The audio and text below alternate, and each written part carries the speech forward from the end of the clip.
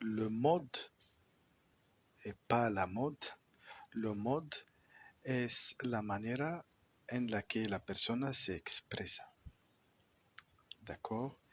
Et nous avons deux types de modes. Les modes personnels, personnels,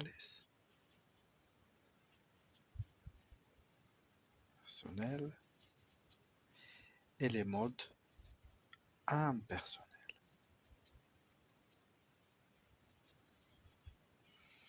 Donc, les modes personnels contienen las personas, je, tu, il, etc. Y el modo impersonal no tienen persona. Donc, el primero de ellos c'est l'indicatif. D'accord? L'indicatif. L'indicatif, como su nombre indica, tiene una indicación del tiempo. Sabemos a qué se refiere, a qué momento se refiere. Et deuxièmement, nous avons le mode subjonctif, también forma parte de los personales, subjonctif. Et puis, vamos a añadir l'indicatif, pardon, le conditionnel. Le conditionnel en el francés, FLE, para extranjeros, lo consideramos como modo, y para el francés materno, lo estamos incluyendo dentro del indicatif. ¿D'accord? Et finalement, en los modos personales, tenemos l'impératif. Ok, passons maintenant au mode impersonnel, que sería el primero de ellos, l'infinitif.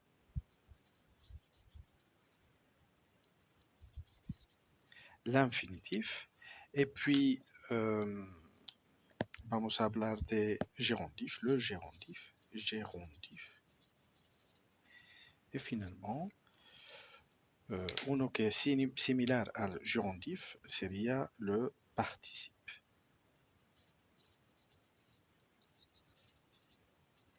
¿D'accord?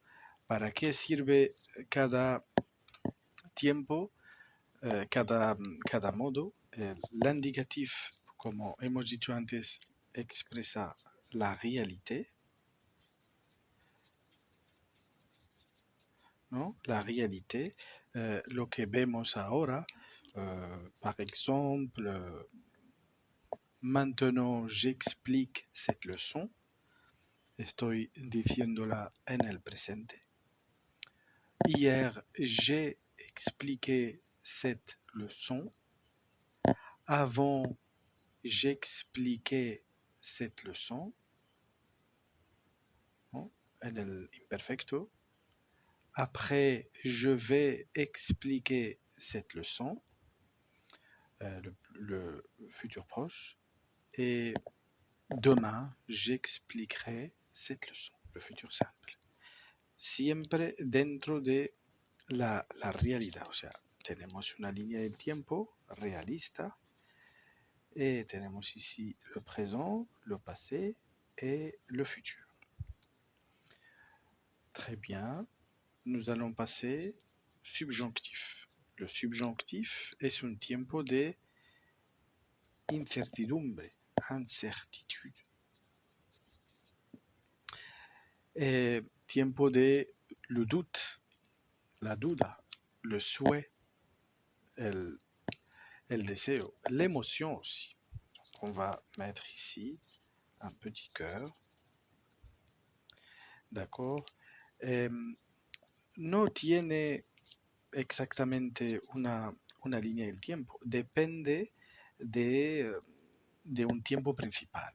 O sea, en el subjonctif siempre tendremos una frase inicial que se llama principal. Y siempre habrá la béquille, como una palanca, que en la frase, la segunda, vamos a llamarla, la subordonnée, esta sería A, tendremos una acción en el subjuntivo. O sea que siempre aquí tendremos como un ojo que va a mandar la acción del segundo. Por ejemplo, je veux que, donc ici je veux es un tiempo de voluntad, quiero algo. Donc, ¿qué es lo que quiero? Que tu fasses le devoir o algo, que tu fasses avec S. Très bien. Le subjonctif. Siempre le subjonctif tendremos un observateur que va a indicarnos, obligarnos, o la certitude. Podemos añadir aussi le doute, je doute que, dudo, entonces aquí va a haber le subjonctif. ¿Por qué? Porque esta frase segunda va a depender de la principal. En la principal hay una emoción, hay una duda, hay algo en la frase principal que nos hace elegir este modo subjonctif en la segunda frase, la subordonnée o conditionnée. Ok, conditionnel. Donc, le conditionnel usamos, como su nombre indica, condición. Donc, hay una condición o bien hypothèse. Donc, hypothèse siempre con si pasa esto. ¿Qué quiere decir? Quiere decir que pedimos algo, je voudrais, tiene valores. Los valores son estos, la politesse. No puedo decir je veux une baguette de pain, tengo que decir je voudrais. O sea, uno de los modos de condicionar es la cortesía. Otro de ellos es la hypothèse, como esta que sabemos que es imparfait. Es una construcción gramatical en la que no nos equivocamos nunca, si imparfait conditionnel. En este caso, conditionnel présent. Un exemple, si j'étais un robot, imparfait, si j'étais un robot, si fuera un robot. Ojo, en español es imperfecto y subjuntivo. Si j'étais un robot, je parlerais beaucoup de langues. Je parlerais. C'est le conditionnel. Et puis, nous avons l'impératif. L'impératif es un tiempo que también es personal, pero solamente tiene 3 personas. Tu, nous y vous.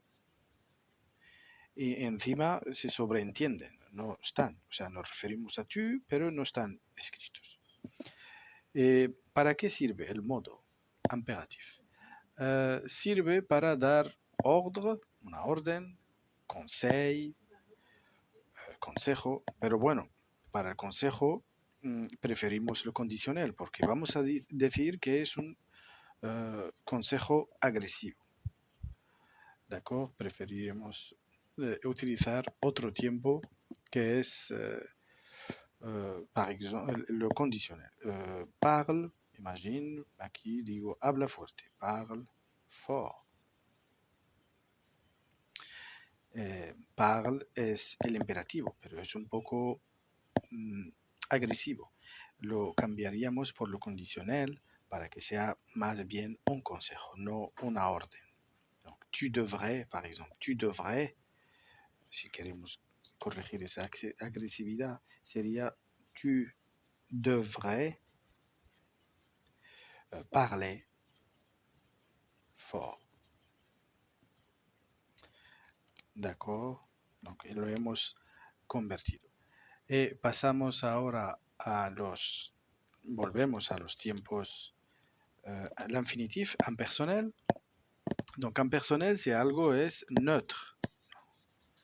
Neutre, que sabemos que antes decíamos je parle français.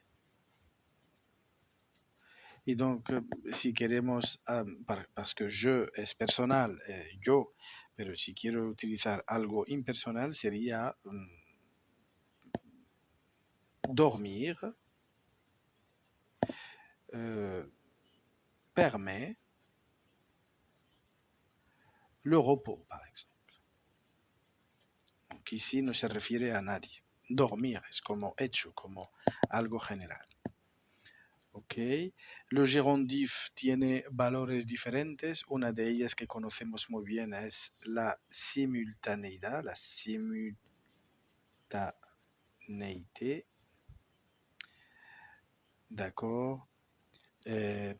Un exemple, j'explique cette leçon en écrivant sur le tableau. También puede expresar la manera, de qué manera se hace algo. On peut dire j'ai cassé mon stylo en écrivant sur le tableau, d'accord, ou en faisant tomber ma trousse. Et il peut aussi exprimer l'hypothèse, d'accord, l'hypothèse, comme le conditionnel. Pero esto es con le gerundiv. On peut dire si nous participons à une immersion à Sevilla, nous pourrons parler couramment français. Vale, esto es una hipótesis. Vamos a convertirla, porque la hemos hecho con sí. Justamente queremos sofisticar nuestro francés y utilizar le gerundiv que es más formal. En participant à une immersion à Sevilla, nous pourrons parler couramment français. D'accord, son los valores de gerundiv para sofisticar un poco el francés. Et finalement, on va passer à ce mode participe. Participe que tiene también varios valores, pero también tiene dos formas, participe présent y participe passé. Participe présent no existe en español. Quiere decir, puede expresar la cause, par exemple. Je dis, utilizando una causa con parce que. Je progresse en français parce que je fais des devoirs. D'accord? Y ahora voy a convertir esta frase avec le participe présent. Sería, hemos dicho, je progresse en français parce que je fais des devoirs. Faisons des devoirs, comma, je progresse en français, par exemple. Y otra que usamos mucho, donc hemos dicho aquí la cause, et aussi si habéis estudiado le pronom relatif qui más un verbe. Donc aquí también para sofisticar el francés podemos quitar ese qui haciendo directamente le participe présent de este verbo. Ejemplo, le professeur qui porte des lunettes est natif. Qui porte. Et vamos a convertirlo al participe présent, sería le professeur portant des lunettes est natif. Portant. O sea, he quitado qui porte, portant. Y la última forma de ese participe es participe passé, que lo encontramos en todos los tiempos compuestos en francés. Uno de ellos que se conoce que muy bien es le passé composé. Donc lo encontramos con le participe, l'auxiliaire être, l'auxiliaire avoir. Un exemple, hier j'ai étudié le français. Eso es con le avoir. Ou bien hier, je suis allé à l'atelier Sevilla. Je suis allé. Es el auxiliar être. Très bien. Y la segunda forma, bueno, vamos a escribirlo ici, pasé, tiene dos formas. La forma como participio pasado que acompaña avoir o être, ouais. Y la deuxième es, funciona como un adjetivo. Lo llamamos participe passé adjectival. Adjectival. Y vamos a decir, on va donner un exemple avec, es un adjetivo, un falso adjetivo, ¿no? Pero es también como l'adjectif. J'ai rédigé mon courrier de lecteur. J'ai rédigé mon courrier des lecteurs. Mon courrier des lecteurs rédigé, je prépare mon exposé. Donc, rédiger lo he utilizado como participe pasé y ahora lo acabo de utilizar como adjectif. Le courrier des lecteurs rédigé, redactado, je prépare mon exposé.